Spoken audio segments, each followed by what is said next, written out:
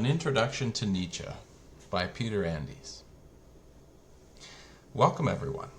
The focus of this talk is not on the details of Nietzsche's biography, which you can get in many places. Rather, it's about explaining Nietzsche's worldview in simple terms, and in a way that I think isn't commonly covered in popular level explanations of his philosophy. Popular level explanations of Nietzsche cover his biography. They cover some of his major works and themes of his works. But I don't think they get to the heart of what he's saying or explain the two major different interpretations, as I see it, that you can have of his work. So first, in this talk, I'd like to say a little bit about where Nietzsche comes from and what his views are on one major interpretation of him. Then I'll talk about the two different interpretations of his work and which one I personally think is more accurate. Though, of course, that's just my opinion. I'll provide some evidence for it, but you're welcome to disagree, of course. Then I'll talk about the implications of Nietzsche for us today and why we're even talking about this guy. So, Friedrich Nietzsche. He dies in 1900. And although people before him held various views that he adopted, he gives us a package of views that I think are unique, especially where they come in the history of thought. Of course, there are other thinkers in the United States, for example, at the time in the 1800s, like William James, who were thinking similar things, certainly. But Nietzsche is pretty remarkable in the way that he brings together various influences on himself and develops a view out of them. So, who are these influences? Well, I'll just name them here. There's no need to understand them, to understand Nietzsche for our purposes, apart from Immanuel Kant, whose views I'll explain in a moment. So Nietzsche comes along when he's a young man, and he's studying classics. He's studying philosophy. And he goes on this academic career of being a philologist. A philologist is someone who studies ancient languages. So Nietzsche comes up in a world in Germany, or what we now call Germany, that's influenced by the philosophy of Immanuel Kant and the philosophy of another famous philosopher, Hegel. Nietzsche also reads widely. He reads Emerson. That's Ralph Waldo Emerson, who's an American. He reads Schopenhauer, Arthur Schopenhauer, who's a pessimist German philosopher.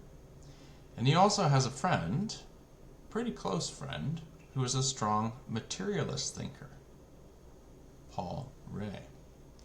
We'll get into more about what materialism is in a moment. So there's all sorts of influences on Nietzsche's own thinking. In a sense, of course, as with many different thinkers, each of the parts of his thinking or his package of views aren't necessarily new, but the way that he brings all of these different views together is unique. Perhaps the only other figure who's doing this at the time is William James. Okay, so before we get any further, in order to understand Nietzsche's views, we've got to understand what philosophy is all about. Basically, philosophers are asking questions about two kinds of things. One is the nature of reality. What is reality like? Is there only material stuff? Or is there supernatural stuff? Are there angels and gods and demons and ghosts? Or are there none of those things, and there's only material stuff? Philosophers divide on that question. Some are naturalists. They believe there's nothing supernatural. There's only material stuff. And others are supernaturalists of various kinds. They don't necessarily believe in all the things that we've listed as possible examples of the supernatural, but they believe in at least one of those things on that list, or something we didn't mention. They believe in God, or they believe in angels, or they believe in cosmic forces that are supernatural and influencing our lives, or something else. So that's one thing philosophers do. They argue about and study the nature of reality. They ask, is it natural? Is it supernatural? The other thing philosophers do is they think about value. Reality is one area philosophers think about. Value is another. A value is something we protect and promote. For example, I have 2 cats who I love very much, and so I protect them and I promote their interests. I value my cats. Or many of us also, as a different example, value knowledge. We seek out knowledge and try to learn more about subjects that interest us or that would be useful for satisfying our desires. So philosophers are trying to figure out what to value. They think about what is the nature of reality. They also think about what is the nature of value. Of course, as people, they already value all sorts of things. They want to protect and promote all sorts of things. But they're trying to figure out if what they want to protect and promote is really what they should want to protect and promote. In other words, they're trying to figure out if what they value is what they should or what they ought to value. Is it that the world is such that we can just pursue anything we want and there's no higher standard to tell us what to pursue? Are our own desires the final word in what we should pursue?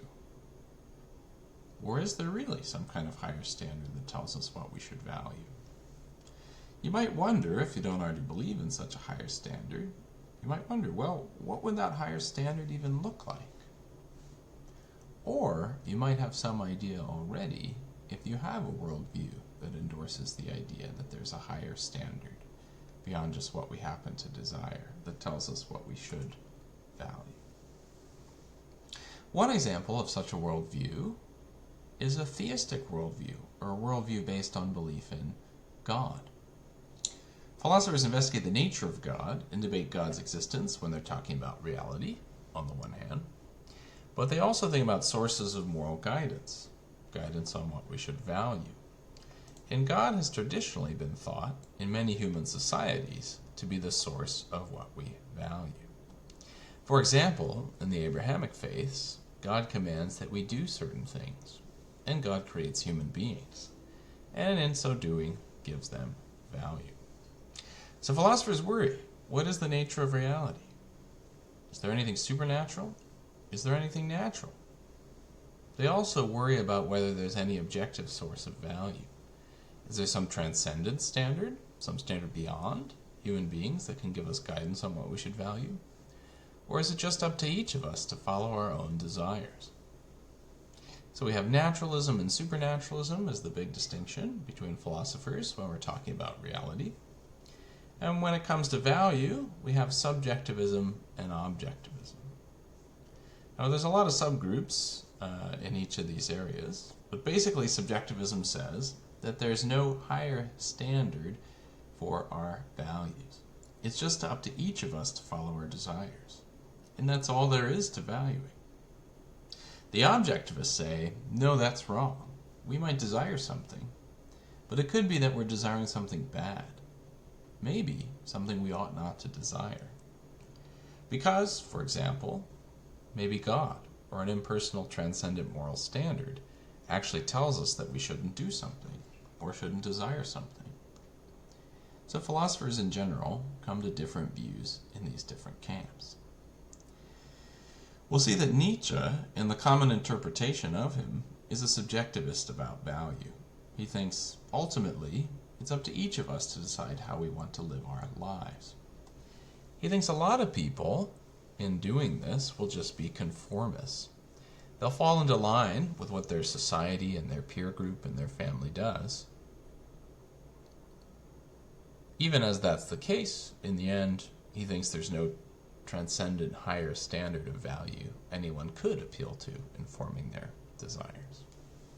So he's a subjectivist about value in this broad sense. As we said, there's many particular subcategories of subjectivists. We could try to put him in one of those subcategories, but for our purposes, he's a subjectivist. He's also, Nietzsche, an atheist. So we can also see, on the other side of things, at least initially, he's a naturalist. If he doesn't believe in God and he doesn't believe in other supernatural entities, and that's the case with Nietzsche, then he's a naturalist and an atheist and a subjectivist about value. Now, if that's all Nietzsche was, an atheist, a naturalist, and a subjectivist, he wouldn't be all that interesting, because you have people like David Hume, already well known in the history of philosophy for views like these. You have Nietzsche's own friend, Paul Ray, who's a naturalist and an atheist. It's not a unique position. And we're so familiar with his position today, as there are so many vocal atheists, of course, who are naturalists and subjectivists. So, if that's all Nietzsche was, he wouldn't be so interesting. Where Nietzsche gets interesting is that he actually pushes even further and is more skeptical than just being skeptical of the supernatural. And he says more, even if values are subjective. He says more about what he thinks he is going to value and what he thinks people should value. Now, of course, when he says people should value something, he's putting forth his own subjective opinion. He's trying to persuade others to share it. I'll return to this point later. So, how does Nietzsche go beyond just being an atheist, naturalist, and subjectivist? Well, he does so in the following way. I think you get this in a number of Nietzsche's works, Beyond Good and Evil, for example. But I prefer to get it from Truth and Lies in a Non-Moral Sense. Now, this is an unpublished essay earlier in Nietzsche's career, and some scholars are uncomfortable with appealing to it because it is unpublished, and they think maybe he didn't fully believe this stuff. But I think it's safe to say that, based on what we see in Beyond Good and Evil, for example, that this does capture, most likely, what Nietzsche's thought was. So, ultimately, Nietzsche is actually going to not only reject supernaturalism. In that sense, he's a naturalist, at least at a certain stage. But he's also then going to reject naturalism, because he's going to be a subjectivist about the nature of reality.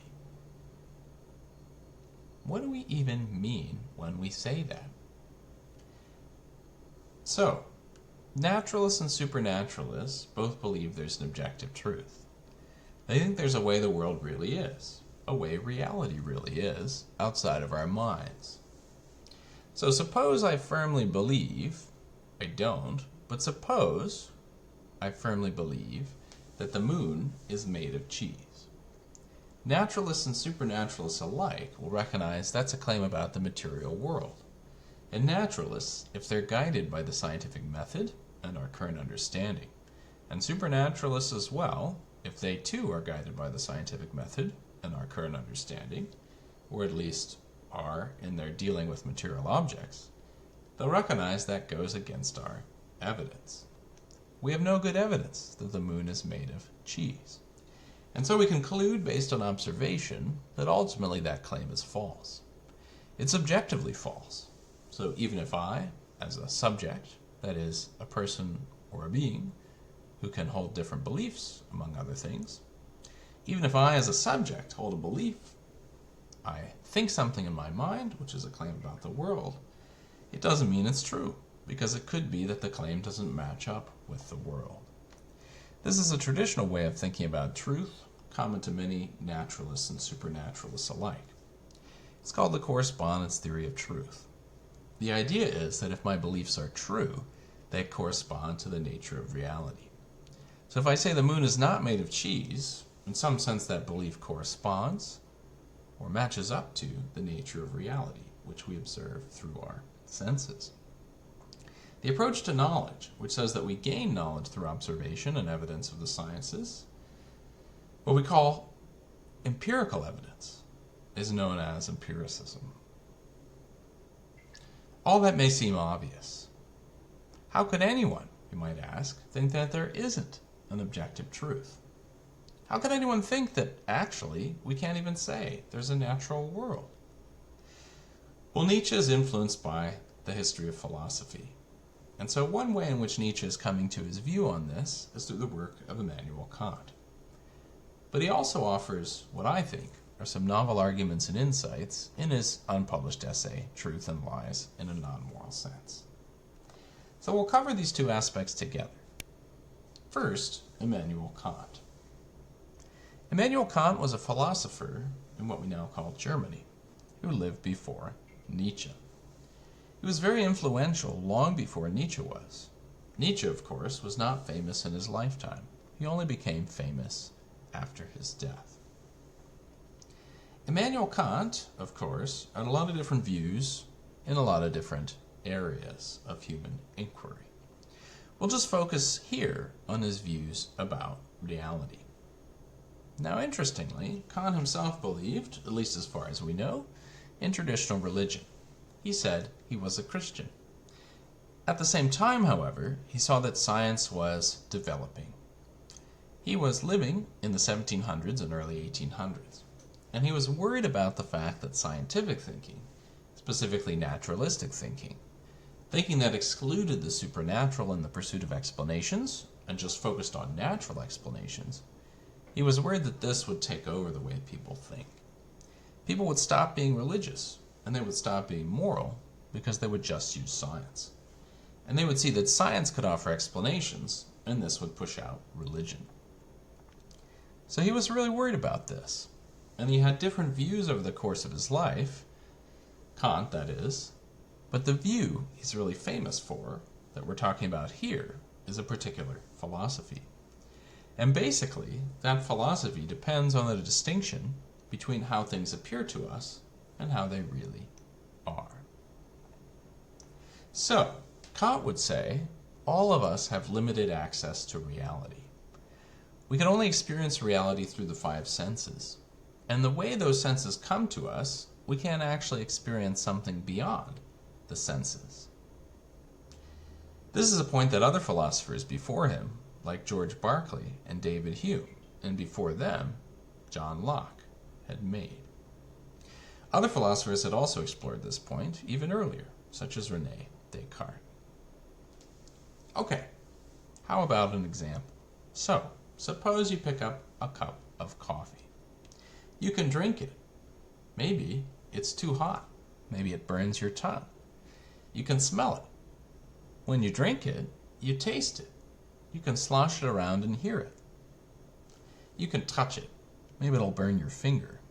Maybe it's very hot. But there's no way to experience the coffee as it is underneath the sensations that you have of it. You actually only have access to it through sensations. You can't get around the sensations to experience it. If you set it down, walk away, and suddenly whip around to look at it, to see what it's doing when you're not looking, well, you're using your eyes. You're getting visual feedback even when you do that. That would tell you about the coffee cup. Now, Kant would say, this is a common way of interpreting his view at least, Kant would say, there's definitely a reality out there. It's definitely the case that there's a reality out there because we're getting these stimulations from something. We're getting stimuli from objects. There's definitely a coffee cup because we're getting all these interactions with it, and it's giving rise to the sensations we're receiving. But Kant would say we can't actually know what a coffee cup is like underneath the sensations. We can't look at it or taste it or touch it to figure out what it's like without sensation, because those are all sensations. That's knowing it through the senses. And so Kant would say we're always cut off from the underlying nature of reality. We live in a world of appearance. Things appear to us a certain way, and they appear to other human beings, Kant would think, in a similar way. But we never get to experience the underlying reality. And this is actually how Kant will separate religion and science. Science isn't an account, for Kant, of the ultimate nature of reality. We might think scientific explanations show this ever-continuing march towards driving out the supernatural, just explaining things naturalistically. But actually, Kant would say, science is doing a really good job of canvassing the world that we experience through the senses. But that world is not the entirety of reality. There's this whole other underlying reality that gives rise to our sensations. And who knows what that might be like? It's beyond what we can experience. It's not like Kant is denying that there's an underlying reality there. He says it must be there so we can have sensations coming to us. Rather, he's just saying science could never access it because science operates through observation. Of course, you might say, well, what about theoretical physicists who use mathematical models to speculate about the nature of reality, even in areas where we don't have observational evidence? Well, Kant would say, sure, that's speculation. And you can speculate all you want, but ultimately, you never know if you're right when you're speculating only and you don't have empirical evidence. Once you have empirical evidence, then it's going to be a matter of observation, and then you're using your senses. So, Kant would say, science, it's a great thing to do. It's incredibly important. Kant is not anti-science in his own mind. But, he would say, it's not like science is ever going to give us an ultimate account of the nature of reality. Scientists, like anyone else, can speculate about what's beyond the senses. But we don't really know because we can only make observations. So this influences a ton of people, Kant's insight, because there was this rising view that suggested that science was marching towards and showing us that everything was naturalistic. Everything was just the natural world, and there's nothing supernatural. In the eyes of many people, Kant suddenly interrupted this march by pointing out that we'd never have access to an underlying reality. It gives rise to our sensations, but we only have a world of appearance. Now, this means that for Kant, we can't make claims about the nature of reality. Kant would say, yes, the moon, as far as we observe it, is not made of cheese. But Kant would think that this claim is something that we all, as humans who have similar minds, can agree on because we have a similar experience of the moon. It doesn't mean that we know what the underlying nature of reality is. We don't know what the moon in itself is like beyond our sensations of it. Now, Kant is not saying it's likely the moon is actually made of cheese. He'd say that we just don't know what the underlying nature of the moon or any of the underlying nature of reality is, because it's beyond what we can experience. If we brought him back today and showed him everything we now have observed about the moon, he'd agree. The moon is not made of cheese within our world of appearance. But as for ultimate reality, who knows what the nature of the moon or anything else really is? Kant has this interesting position because on the one hand, he's actually rejecting a straightforward kind of objectivism. We don't have access to make objective claims about the underlying nature of reality in his view. And that is a departure from naturalism, from the assertion that all that exists is the natural world, and, if that claim is being made, that we can make claims about the underlying nature of reality. So Kant backs us off from naturalism in that sense, if we follow him. We don't have to, of course. We can argue against him, but he's very influential on people who come after him. So Kant would say, if two people show up on the moon, they're going to experience similar things because they have similar minds. Even though they're not ever experiencing the underlying nature of reality, still, as far as it goes, they can make all sorts of claims.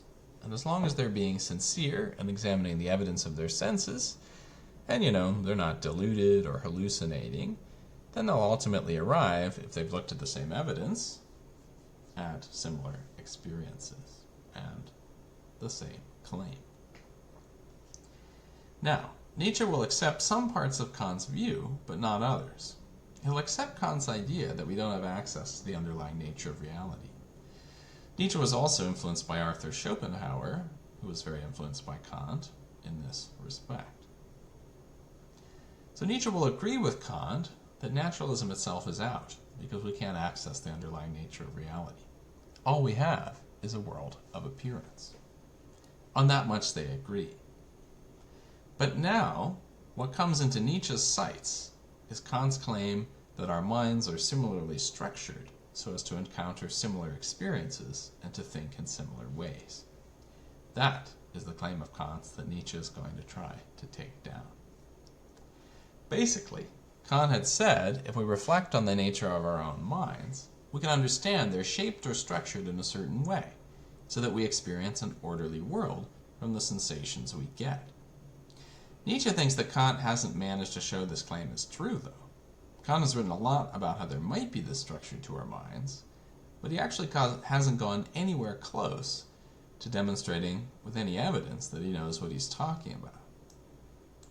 Kant is basically saying, don't worry guys, I know my view seems scary, but we're all going to experience the same stuff when we step out of the door, as long as we're not deluded or hallucinating, because we have similarly structured minds. They're shaped in the same way so as to construct sensations we each receive in similar ways. Nietzsche, being very skeptical, is going to ask, how do you know that? Kant has an elaborate account, we won't get into here, of how the mind uses certain categories, or how the structure of the mind is shaped by certain categories that allow the world to be experienced by us in an orderly way. But, speaking for myself here, I would agree with Nietzsche on this point. I don't see how Kant manages to demonstrate that we have similar structures to our minds across different experiencers. We can talk more about that some other time. But anyway, what we have on the table so far is that Nietzsche is challenging Kant's view in that respect. So what are you left with? What you're left with, then, is actually a kind of subjectivism about reality. Scholars of Nietzsche call it perspectivism. If we've doubted that our minds are sufficiently similar to necessarily have the same experience of the world, then we're left with each individual having their own perspective, their own experience, their own subjective experience. Now there can be overlap in perspectives. You can find people who agree with you about the color of grass or the color of the sky, but it's not that it's guaranteed. You can also find people who disagree with you, and Nietzsche would think in these disagreements there's no way to step outside of your perspective and settle the matter. There's no way to actually know who's right. We can marshal all the evidence as far as we see it to our side. We can offer it to our opponent and put it forward. But it might be that we say all these things and then they disagree and counter our claims. And if there's nothing supernatural we can appeal to settle the dispute, then there's nothing natural we can appeal to settle the dispute. And we can't appeal to Kant's belief that our minds are sufficiently similar such that we should be able to get to the same perspective through reasoning, then we're actually just stuck with different perspectives. Now on its own, that might just seem like a kind of ultra-skeptical position. Not so different from, if you're familiar with Descartes, what Descartes gets to at a certain point in his meditations. Obviously, Descartes doesn't stay there, and arguably, there's all sorts of things we could say about that. Maybe the meditator is just a character, and Descartes never as a person is in that state of extreme skepticism. It's just taken up as a method. But we'll leave all that about Descartes aside. Nietzsche is actually even more radical than Descartes. In Nietzsche's view, we have an experience of a world, but without an appeal to the supernatural or the natural, or any kind of account of how we'll have similarly structured minds. We seem to have no way to settle disputes. And Nietzsche will push things even further. He'll say, look at our language. Look at our words. When we move about without thinking in the world, and we use language, we act as if our words directly match onto the world. Remember what I said earlier, when I talked about the moon and the composition of the moon, and how it's not made of cheese. We all naturally, seemingly, think that those words, intelligibly, sensibly, refer to things in the world. Remember what I said earlier. When I talk about the moon and the composition of the moon and how it's not made of cheese, We all naturally think that these words are intelligible. When I say the moon or cheese, you know roughly what I'm talking about. Now, Nietzsche will say that the definition of every word is actually also subjectively determined. Why is that?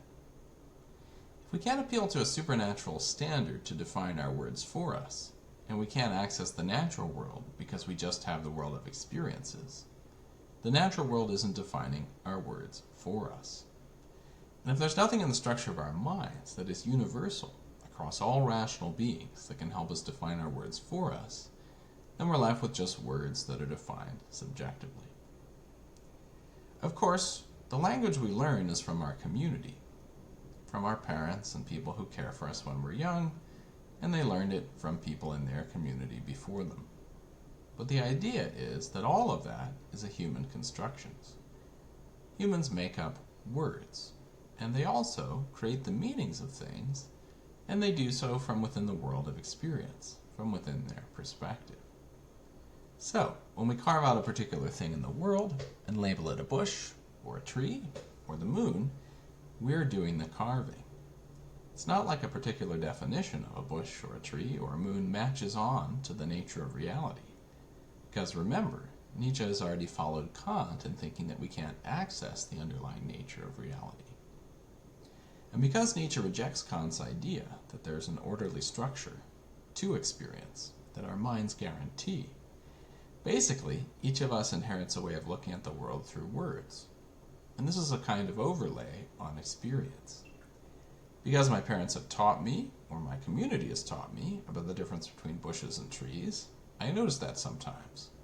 Maybe when I'm in a garden center and looking to buy bushes and trees. I've also noticed other things too. Other differences that my community has taught me. Differences between houses and apartments, between books and shelves. All sorts of things that we can identify differences for. But there are other things that we've never bothered to label, probably because they don't interest us or serve our purposes. And Nietzsche would say, that's just how it goes. It's not like there's a fundamental nature of reality that we can access that we're gradually finding the exact names for. Rather, the definition of words come from conventions. They're merely based on conventions and what we find useful. For example, pick up a mug, the space inside the handle. What is it called? Maybe mug craftsmen do have a name for it. This is just one example. But usually, people I talk to don't have a name for it. Probably because it seems to be the kind of thing we have no use for naming. It's not like our words match onto the nature of reality on this view. It's rather that our words are convenient tools to get things done. I don't have a word for the hole in the handle of the mug because I don't need it. I do have words for the mug and the handle because sometimes you need a mug for coffee and sometimes you need to hold the handle where the handle breaks. You need to reference it. And these are all human inventions. You can also think about it this way. Where do our definitions come from? The definitions of words. We might say, okay, well they come from the dictionary. Where do the writers of the dictionary get them? They look at common opinion in a linguistic community, such as, for example, English speakers. Well, what is common opinion or common usage? It's just how most people do something. Now all this might seem obvious to you, but it hasn't been to many people. There's an old tradition in philosophy going back to Plato that holds that in order to make sensible, true, objective claims, we would need to have fixed definitions of words. And these fixed definitions of words would have to come from some higher transcendent standard. So suppose I say something is good. For example, suppose I say, it's good that you helped that person. Someone following Plato might think, okay, we need a higher source to give us an objective definition of goodness. Otherwise, it's just subjective, and anyone could call anything good, and it would become good.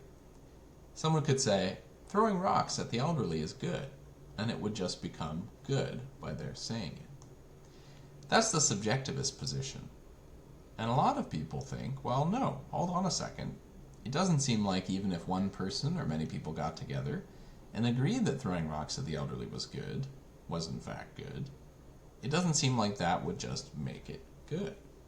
So there must be some higher standard that gives us the definition of goodness. And this is the way that people following Plato think. They think we can argue about the definitions of words like goodness or justice or beauty because there is a true definition of goodness or justice or beauty. Where is that true definition? Who decides it? Or where does it come from? Well, typically, followers of Plato or other supernaturalists would say it's in God's mind, or it's in what Plato called the realm of the forms. Basically, it exists all on its own. It's just a perfect standard. Of course, Nietzsche is rejecting the idea that we have access to supernatural standards. And he would say that naturalists actually are trapped in this view of subjective meanings of words, where the meanings of words are subjective.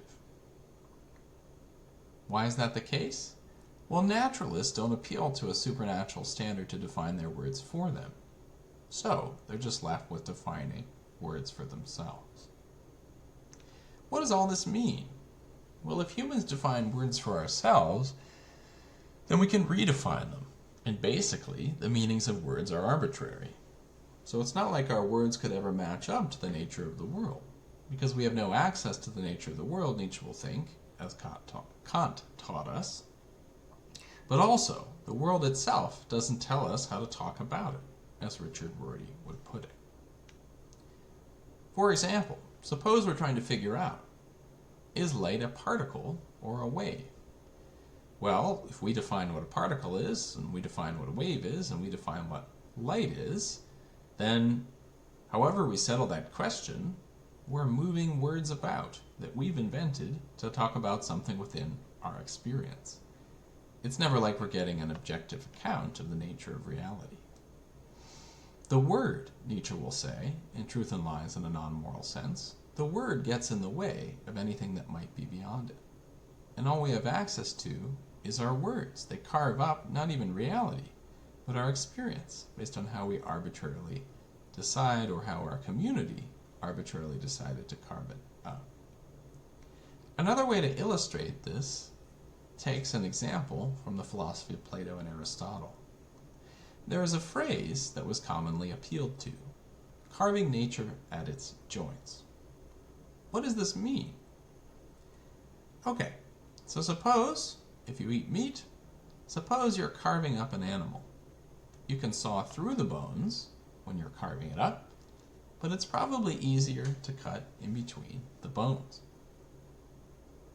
Say you've roasted a whole chicken, and you're trying to cut the leg off the chicken to serve it to someone. If you just take a knife and cut it right down the middle of the drumstick, you're probably going to be sawing for a long time, unless you have a pretty amazing knife. So, it's easier to know where the joints are and cut them.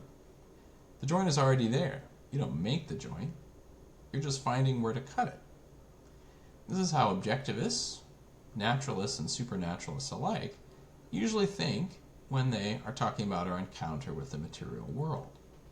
We're discovering things that are already there and then naming them. Just like when you cut at the joint, you're not inventing the joint, you're discovering that's already there. So if our words cut nature at its joints, then they actually exactly match on to what's already there. Like, if we're talking about our account of light, if we refer to it in a certain way, that actually matches on to the way it is, then we've cut nature at its joints. Our concept exactly matches onto what's already there. This is exactly the picture that Nietzsche is challenging. Nietzsche has argued that it makes no sense to say we're doing this. We're never able to see if our word matches on to the underlying nature of reality, because all we have is seeing through our words and our experience, and we have no idea if they do match on to the nature of reality. All of this amounts to Nietzsche's view that, as we've already mentioned, is called perspectivism. So, Nietzsche is a perspectivist or subjectivist about the nature of reality.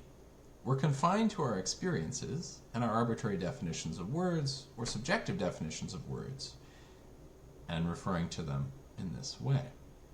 Our words are noises that we cover over our experience with for our convenience, but they would never allow us to get to the underlying nature of reality. That's perspectivism, where reality is concerned. We also said that he doesn't believe in a higher standard of value. So we've got subjectivism, broadly speaking, about morality as well.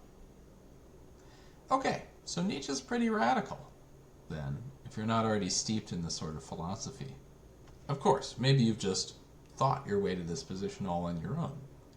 You might have just been in a super skeptical mood one day, and you started doubting everything, right? But as far as comparing Nietzsche to other people, he's probably going much further than most people. So he's pretty radical. And if Nietzsche doesn't seem radical to you, maybe there's an explanation for that. This is almost a kind of cliché that many scholars use when they talk about their subject at this point, but it might be the case. It might be that Nietzsche's ideas, or people thinking like Nietzsche, have influenced our world a lot already, such that it seems, if it does seem normal, that people have thoughts like he does. That could suggest that it's actually the case that his ideas have had, or ideas similar to his have had, great influence on our contemporary world. Other people might come to these ideas and think they're totally nuts. What are you talking about? How could you not just say that the moon is not made of cheese? Isn't that claim just objectively correct? Doesn't that just seem so obvious? Well, Nietzsche will argue against you, of course, and you can feel free to argue against him to continue the debate. Nietzsche will argue that, even as it seems obvious that we can make objectively true claims about the objective reality beyond our senses, that doesn't mean that everything we said about Kant and about language doesn't get in the way of obvious objective truth. Okay, all of this puts Nietzsche in a kind of funny position, because he says a lot of things in his works, and we've just gone over what he's been saying. He has a lot of beliefs about things, like everything we just said about Kant and about the nature of language. Those are all various claims that Nietzsche made. He also, as we'll see, makes claims about value, about what to do, what to protect and promote, and what's actually valuable. In all of this, in the interpretation of Nietzsche that we're presenting so far, all of these claims are actually just subjective. Nietzsche, if you ever cracked open Nietzsche's texts, you might have noticed how passionate he seems and how confident he seems in his own views. Well, even as he is so passionate and confident, he acknowledges in Beyond Good and Evil that what he's saying is just his subjective opinion. He says, now, you'll make the charge that what I'm saying is just my subjective opinion. Well, make the charge then. Call it that. So what? He asks. Critics might ask, how can he think he's getting away with this? There's an old argument in the history of philosophy. It's made as far back as Plato in his dialogue with Theaetetus. In the dialogue, Plato has the character of Socrates say that you can't deny truth. You can't deny the existence of objective truth. Now, why does Socrates say this? Okay, well, suppose there is no objective truth. Someone can respond by asking, is that claim itself objectively true? Then what do you say? If you say it is objectively true, that there is no truth, then you seem to have admitted there is an objective truth. And if you say it's not objectively true, then you haven't actually challenged the existence of truth, and you've admitted there is objective truth. So this is a puzzle for Nietzsche's position and the position of anyone who's going to be subjectivist about the nature of truth or the nature of reality. What can Nietzsche do here? Well, Nietzsche can be careful. Maybe he's not as careful as he should be in his writings, but he could be careful to say the following. He could say, look, when I talk, I'm just offering opinions. I also wouldn't say there is no objective truth. I don't claim to know one way or another whether there is an ultimate nature of reality, or somehow it's always in flux, or whatever it is. What I can say is, we're trapped in a world of opinions, and all we have are opinions, subjective claims that we make, that are not known to be objectively true. And the very claim I just made is my opinion too.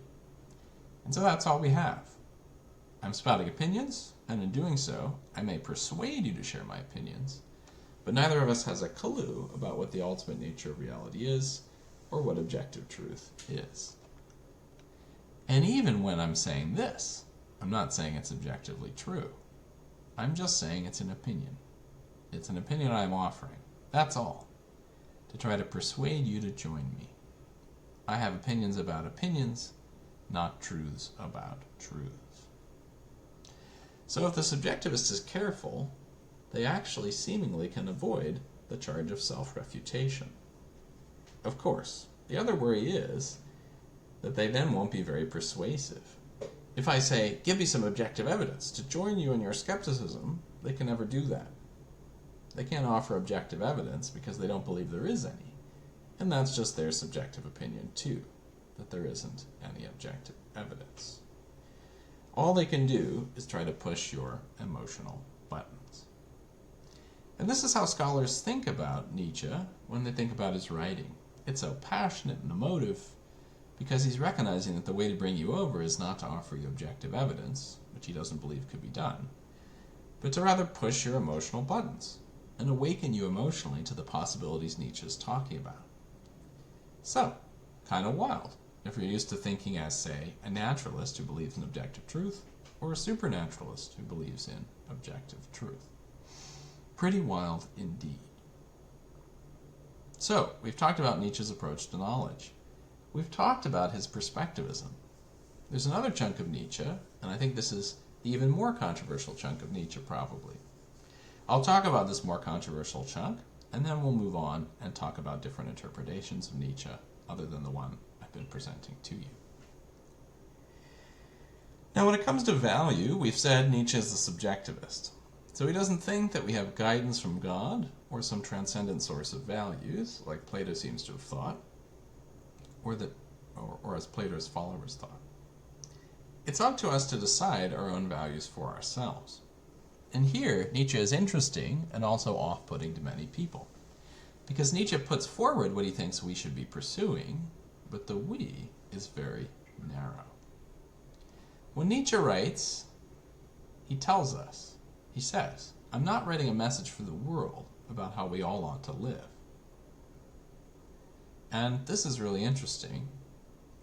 I think for a lot of us who grow up in democratic societies, we might acknowledge that those societies don't function very well, and maybe they aren't truly representative, but at least we're used to the idea from our culture that everybody matters, and that we should try to help everybody.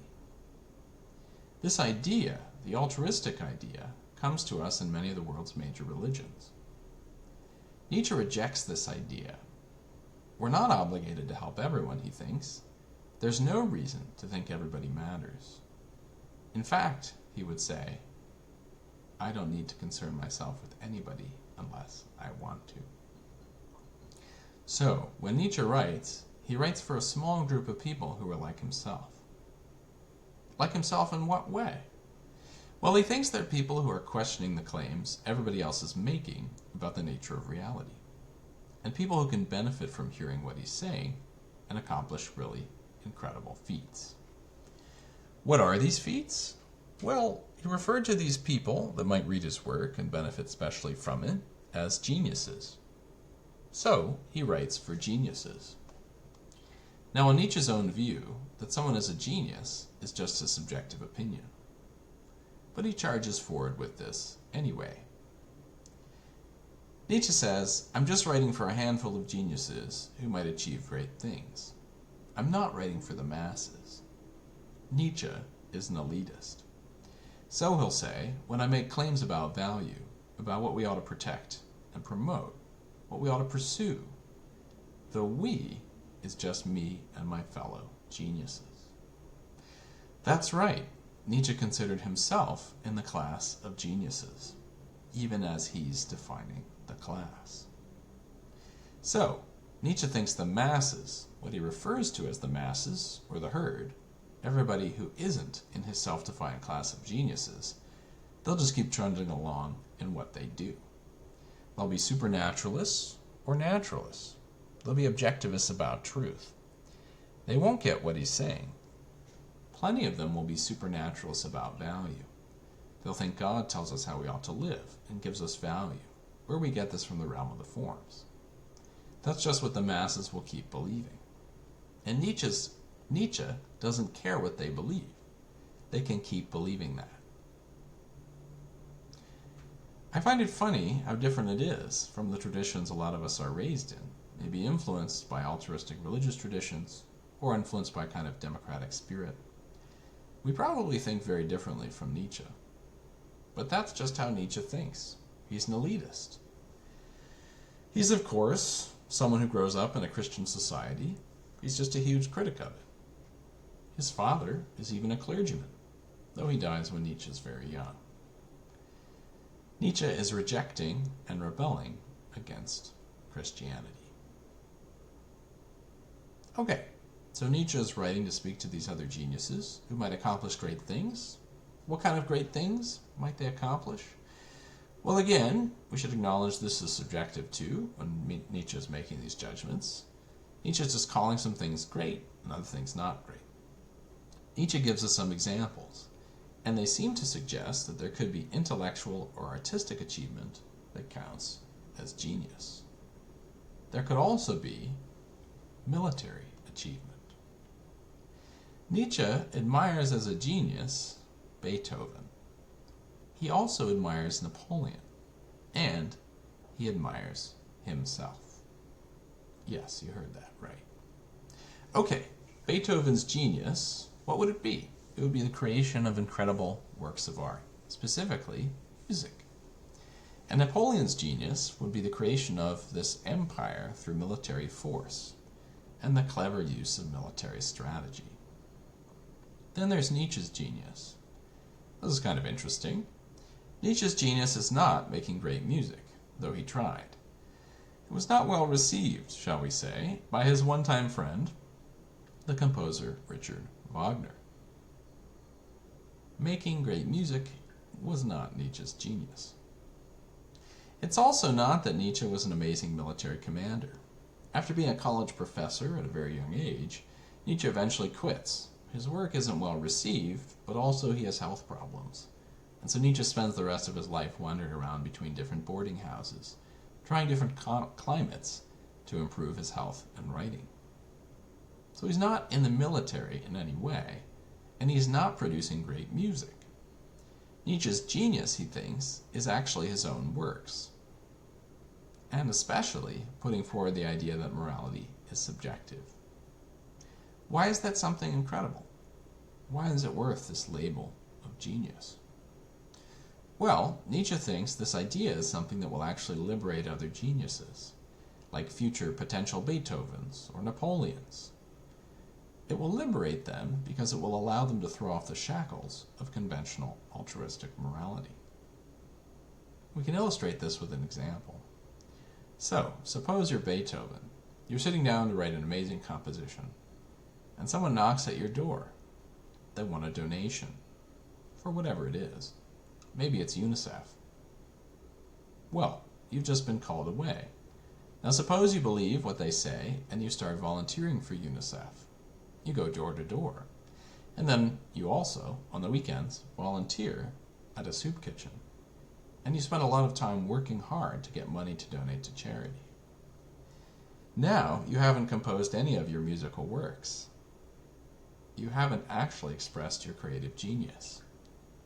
So Nietzsche thinks his genius is actually showing you that altruistic morality, the morality that says you have to help other people, the value system that says you have to help other people, that's a construction. It's a fiction invented by humans for a specific purpose. And it gets in the way of expressing your own creative genius, if you are a genius. And remember, he's just writing to geniuses here. Now, why was this value system created that says you have to help other people? It was created, Nietzsche says, by people who need help. people who aren't geniuses, who aren't self-sufficient, people who are weak. If you're weak, you're always looking around at bigger, stronger people to help you. You'll invent a language, a whole culture, a whole value system, or religion that says they're helping you is good, because that's what you want. But really, it's just that while people have forgotten, that's the origin of it. It was made up by human beings. Or so Nietzsche says. Maybe people have forgotten the origin of our value system, and they believe it's actually endorsed by God. But really, says Nietzsche, it's just made up because it serves the self-interest of the weak. And so Nietzsche will say to potential future Beethovens or Napoleons, don't feel bad about ignoring the knock at your door. Don't feel bad about committing yourself to your creative vision, even if it means not helping other people. Of course, in Napoleon's case, it means taking actions that result in the deaths of tens of thousands of people. But on Nietzsche's view, other people don't matter. What matters is your creative genius. It doesn't have to be military genius. It could be artistic genius, but that's what matters.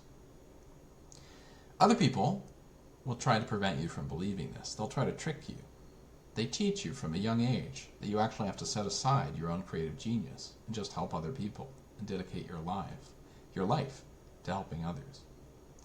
Nietzsche says that's a fine message for weak people who are not going to amount to anything anyway.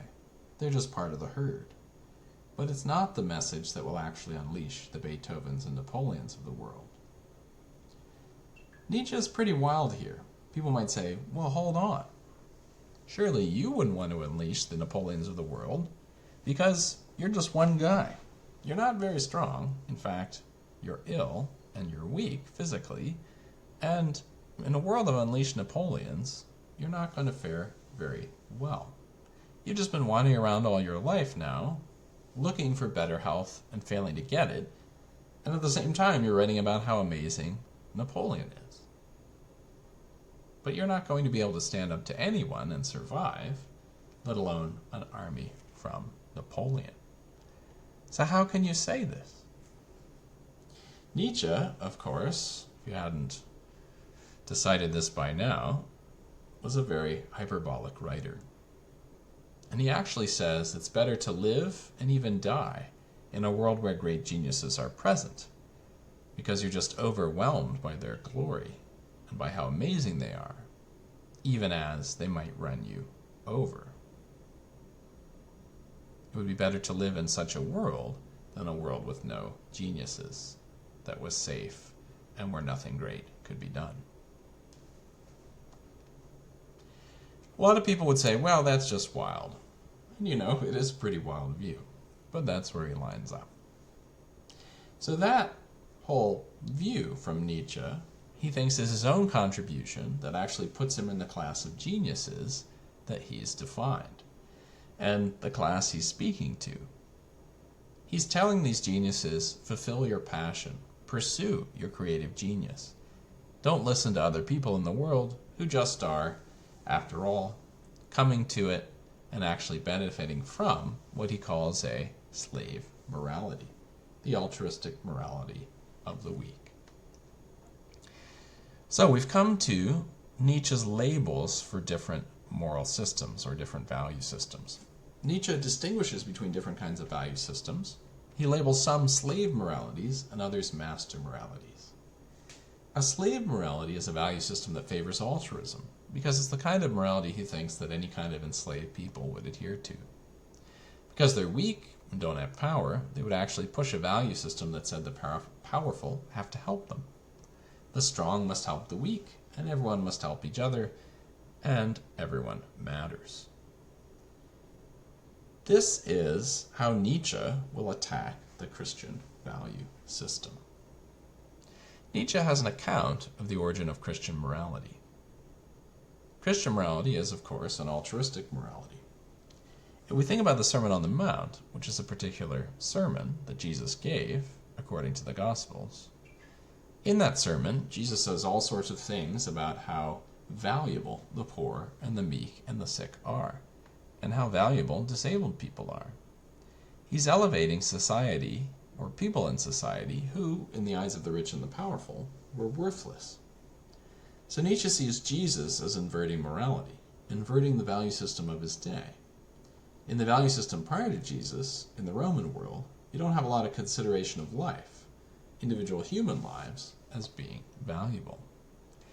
You do get, in the Roman world, some Stoic philosophers who believe this, like Marcus Aurelius, or Seneca, or Epictetus.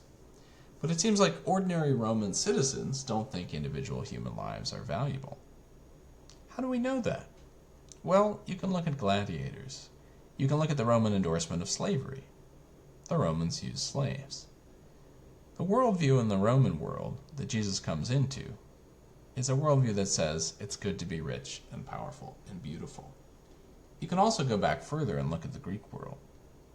In the Greek worldview, especially if you look at Homer, who are the heroes of Homer's world? Well, Achilles is a hero. Achilles is strong and handsome and talented. He's not weak and helpless and disabled and considered ugly. But along comes Jesus, and Jesus actually says the people who God truly favors or values are the poor, the weak, those considered ugly, the disabled. And Jesus goes further. It's actually the rich that will struggle to get into the kingdom of heaven. It's actually the powerful who will struggle to get into the kingdom of heaven. This is a total inversion of the value system of Jesus' day. Interestingly, Nietzsche thinks this is quite crafty. He says this is pretty clever on Jesus' part, to attack the value system of your day by just painting everyone who's currently of a high status as actually having a lower status than yourself. You can elevate your own position through a very clever kind of moral campaign. He also thinks that it's motivated by resentment. A lot of scholars spend time talking about resentment as a special concept in Nietzsche. I won't say that much about it here. I'll just say he thinks that this inversion of moral systems is actually driven by resentment. It's a crafty way to get back at the people you hate. You're envious of them, and you want to be them, but you can't be them, and so you invert the system, the moral system, to get back at them. We can illustrate this idea with a story from Aesop. One day, there was a fox who saw some grapes, and he jumped for them, trying to get the grapes. He kept jumping and jumping, but he couldn't reach them. So he said, "Ugh, well, they're sour anyway, I bet. I didn't ever want them to begin with." Of course, the fox really did want the grapes, but he couldn't get them. So then he told a story about how they were sour. So they weren't worth wanting anyway, and he could live with not having them and could spurn them. This is exactly what Nietzsche thinks Christian morality is doing. It appeals to people who couldn't be rich or powerful or beautiful or healthy. People who couldn't be those things had to find a way to live with themselves. And so the value system actually paints those things as not worth having anyway, because those people are actually not favored by God. It's very difficult for those people to enter the kingdom of heaven, in Jesus' words. And so, people who are powerful and wealthy specifically, and who don't use their abilities to help others, for them, it's very difficult to enter the kingdom of heaven in Jesus' worldview. Saying this, according to Nietzsche, is a way to elevate yourself when you have previously had a lowly status in society. And it's also a way of lowering the status of your opponents. Nietzsche thinks this is all very clever, but it ultimately is what he calls a slave morality, because it's a morality that appeals to the weak. The master morality just straightforwardly celebrates the strong, the healthy, the beautiful, the warrior, like Achilles. The slave morality celebrates the weak, the unhealthy, those considered ugly, the sick, the disabled. And slave morality is motivated, Nietzsche thinks, by resentment. You couldn't get what you really wanted, so you made up your own morality, so you could still be a winner. Of course, all of this, Nietzsche's account of this, is deeply opposed by defenders of altruistic morality. It's worth noting that Nietzsche at this point doesn't think that master morality is necessarily better than slave morality.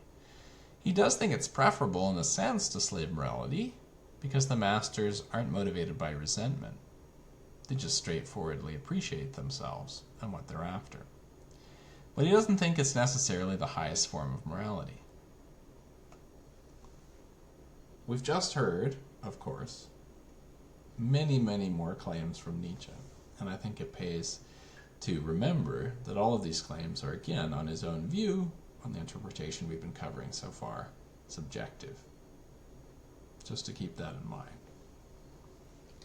Well, if even master morality isn't the highest form of value system, what is the highest form of value system, according to Nietzsche? Nietzsche will say each creative genius is actually capable of forming their own value system. They're capable of forging their own values. They're capable of deciding for themselves what their own value should be in a creative act. In doing this, they actually reach a kind of new level, which Nietzsche refers to as the Overman, or the Übermensch.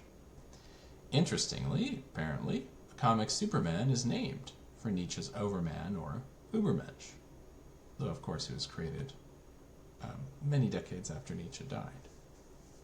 So, who is the Übermensch? Well, the Übermensch is someone who creates their own values. They don't just go along with slave morality, but they also aren't in an ancient warrior culture and conforming to that either. Nietzsche doesn't think we should hearken back to Homeric Greece. We can't do that. We live in a different world. We're not going to be warriors throwing spears and that kind of thing. What we can do if we're creative geniuses, Nietzsche thinks, is forge our own values. We can actually create a world and a value system that we want. And of course, when he says we, he means a few elite geniuses will do this. What will that value system look like? Well, they'll each decide to create their own value system. And that's what it takes to be an Übermensch. Not everyone will, of course, become one of these elite geniuses who create their own values as an Übermensch. Most people will just go with the flow and be conformist, and that's that. So some people will be conformists. They'll just conform to traditional views, and they might not even be aware that anything else is going on. Other people will consciously be aware of all that Nietzsche is saying. Maybe Nietzsche awakens this in them, or maybe they come to it themselves. And maybe they have a creative genius inside them, and they'll go on to do amazing things. There's another category of people, though. Nietzsche refers to a group of people who are aware of the fact that we are losing our old religious foundation. They're aware that we're losing any kind of foundation for a value system that we've traditionally had, and that would be objective, and we're lapsing into subjectivism and a disbelief in objective values, or what's commonly referred to as nihilism. But some people, rather than moving from this step to express their creative genius by creating their own value system, instead they'll back off from this. Maybe they lack any kind of inner creative genius, maybe they're cowardly, and even as they recognize there's no objective foundation for our traditional value systems, they'll take this incredibly freeing space in Nietzsche's view, and they'll simply just retreat to simple pleasures and not trying to do anything. He calls these people, they're very different in his view from the Übermensch, who's creating his own values and his own value system. He calls them the last men. And he thinks the last men are pretty pathetic. They don't have any creative spark to offer, even as they recognize they aren't bound by the old altruistic morality. A traditional response to nihilism, or disbelief in objective values, is despair. But Nietzsche isn't despairing. He thinks the space where the old gods are crumbling, the old value systems are in ruins, it's actually a freeing experience, he thinks. Because now, at least some elite geniuses are free to create their own values. In traditional religion, it's only God who can make things valuable, who can bestow value on humanity and creating them. And it's only God who can say that some things are good and other things are bad or evil. Nietzsche is basically saying that the Übermensch is a human, an elite genius, who becomes God in legislating value. And of course, we know that Nietzsche is well known for a particular phrase: God is dead. Now by that, of course, Nietzsche didn't mean that God had once existed and then had died. Rather, Nietzsche is referring to a growing awareness he sees in European society at the time that he's writing. It's an awareness that due to scientific progress, the kind of awareness that Kant saw and that Nietzsche saw, it might be that society is beginning to awaken to the possibility that supernatural explanations will not be the best explanations to appeal to in future. Over time, Nietzsche thinks, European society is actually going to become more and more aware of the fact that we can't seem to believe in traditional religion anymore, especially due to scientific progress and naturalistic explanations supplanting supernaturalistic ones. It could also be that this age, or this change in awareness, is brought on by the same kind of reasoning that Nietzsche engages in that leads him to subjectivism. This growing awareness of a lack of a supernatural foundation for our traditional sources of value, this is what Nietzsche refers to as the death of God. People often make a joke about Nietzsche. They respond to Nietzsche. They say, well, you've heard Nietzsche says God is dead. Well, maybe God says Nietzsche is dead. Right? And on theism, on the view that God exists, maybe that's a very apt thing to say. Nietzsche is, of course, forging ahead with his view while admitting he doesn't have any objective evidence for it, because he doesn't think anyone can have objective evidence. He's just giving you all these opinions that are meant to press your buttons and show you an alternative you might move to. So, Nietzsche isn't saying God existed and is literally dead. He's being a little more nuanced. He's saying, gradually, more and more people are probably not able to believe in traditional religious ideas anymore, because new ideas have come in and shaken the foundations of our society. Gradually, people are waking up to this, but it's taking a long time for it to happen. There's an image associated with Nietzsche that illustrates this. And it's that of a madman who runs into a marketplace. This is supposed to be like Diogenes, who was an ancient Cynic philosopher. So, the story goes, there's a madman who runs into a marketplace in broad daylight with a lantern that is lit. And he's looking, in Nietzsche's version of it, or rather the version that is meant to illustrate Nietzsche's view, he's looking for others who are aware of the death of God. But he realizes no one knows what he's talking about. He's running around with a lantern in broad daylight, but still can't find anyone who understands what he's saying. And he's just seen as a madman. So he says, I've come too soon. People aren't yet aware of the death of God. In all of these claims about the death of God, Nietzsche's making sweeping claims about the trajectory of religion and human history. And like we said, he's just putting forward his opinion. At one point, Nietzsche even admits that what he's doing is actually kind of dangerous. He says this is a very dangerous thing to do, to try to knock out or make people aware of the crumbling of the foundations of our value systems. He says maybe only a few people will actually try with me to crush morality and see where we can get. But he says, I'm going to do it. I'm going to try it. Now, I think that is a good way to think about Nietzsche's views, in the sense that I think it's probably the way that Nietzsche thought. We've represented his views about reality. We've represented his views about value.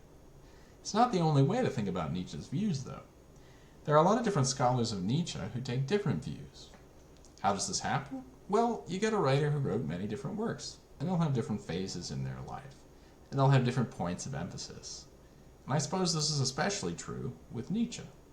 At certain points, a writer may have a real emphasis on one thing or another, and scholars can point to those emphases in order to support their argument that we could interpret that author this way or that. The interpretation of Nietzsche I've just given is endorsed by many Nietzsche scholars and philosophers generally.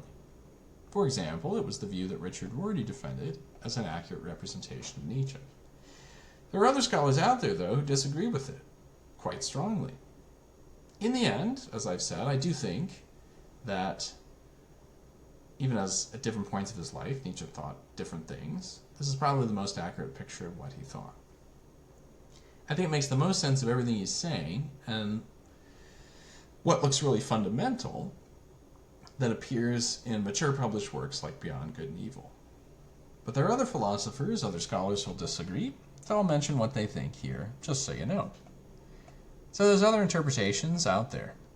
Maud Murray Clark and Brian Leiter, for example, endorse a view that actually argues that Nietzsche is not a perspectivist. He had this view early on, but later he came to believe in science and scientific objectivity, at least to some degree. And so he's actually a naturalist and a scientific realist. And then they would agree, Leiter at least, would agree that he is a moral subjectivist. So they would just be challenging this side of his view that I presented as perspectivism. They would say that's not actually Nietzsche's view. He was actually a naturalist and scientific realist. There's other scholars, I think this is an even smaller camp, who actually argue that Nietzsche is both a naturalist and scientific realist and a moral objectivist. So he actually thinks that there's something objectively real, that is human nature, that gives us guidance about how to act. The idea would be that we need to fulfill human nature to truly flourish, and that human nature and what it takes to fulfill it is not up to us or invented by us, but it's actually already there for us to discover. Now you can go off and read these scholars' works and maybe you'll be persuaded by them, but I think the interpretation of Nietzsche I've laid out here makes the most sense as far as what he probably believed. So, why are we even talking about this guy? What is Nietzsche's relevance to us today? Well, if you think about our society, I think you can see three categories of people. This is incredibly simplistic, of course, but I think it works at a certain level. There are supernaturalists, traditional religious believers, and there are scientific atheists, naturalists, who believe in objective truth through science. But you can also see a third group of people, and that many people in our society, to varying degrees, people who think that some things that are claimed to be natural are actually made up by humans, fit in this camp. We might call them social constructionists. Maybe people step into this camp at different points and then step out. Maybe they're not quite as radical as Nietzsche is in his perspectivism. But even so, many people are skeptical that things once claimed to have a supernatural foundation, or that things claimed to have, at one point, a natural foundation, these people are very skeptical of the idea that those foundations hold up to scrutiny, right? So take the natural side. Some people are skeptical of the idea that science has access to the underlying nature of reality. And they instead agree with Nietzsche that it's just a set of useful descriptions that might help us make medicine or fly planes within the world of appearances, but it doesn't amount to anything more than a human overlay on the world to manipulate it in the ways we want. It's not like it's the ultimate nature of reality or the theory of everything that is final. And I think when you want to understand this third group, whether they're just social constructivists about some things that have thought to be natural or supernatural and realities in the past, or they're radical perspectivists like Nietzsche, I think to understand those people, it really helps to read Nietzsche. Now, there's a lot of philosophers after Nietzsche who are perspectivists. They typically disagree with Nietzsche on moral matters. Typically, they're altruists. They think everybody matters, and they want to fight really hard to help people who are not getting a fair deal in life and who are struggling. But they agree with Nietzsche on his perspectivism, broadly speaking. They're in a similar kind of vein in that way. We might refer to these philosophers as, the philosopher Marcus Gabriel does, as post-Kantian. Nietzsche is post-Kantian in the sense of no longer thinking that we just have direct access to objective reality through empiricism and the scientific method. Of course, when we say post-Kantian, we don't mean that literally every philosopher after Kant agreed with Nietzsche. loads of people chronologically after Kant and after Nietzsche disagree with him. What we instead are referring to is this kind of stream of thinkers who follow Kant and Nietzsche in rejecting scientific realism. They reject the idea that the sciences have access to objective reality. You get a lot of writers following Kant, following Nietzsche, that explore this idea and broaden it and deepen it and play around in the space that's followed from it. But a lot of these thinkers are actually really difficult to read. They're difficult to read because of the way they write. Many post-Kantians, other than Nietzsche, write in a really complicated way that's incredibly difficult to understand, such that even professional philosophers, academics, and scholars, who are otherwise incredibly well-read, don't necessarily understand what they're saying. You might find that baffling. How could someone who's writing in an academic environment write in such a complicated way that other really smart people can't even understand them? How would they then get published? Some people push back on this idea. They say, well, their texts can be challenging to the uninitiated, but you can interpret them and understand them. You just have to put in the work. Even they, however, I think would admit it's often tough going. So, this is where I think Nietzsche fits in. If you've encountered any of these later post-Kantian figures, and you're struggling to read them and to understand what they think, I think it helps to go back to Nietzsche. For all that he says that's objectionable and discouraging and repelling in his elitism and lack of care for other humans, even as he says all that stuff, he's an incredibly clear writer. Maybe it doesn't always feel that way, but compared to the later thinkers, he's an incredibly clear writer. And I think he's so important for us today because we have these three groups of people with us. And maybe we'll always have these three groups of people. Again, this is an overgeneralization. There are probably people who don't fit into these categories too. But we at least have these three groups, and they're struggling for control over our culture.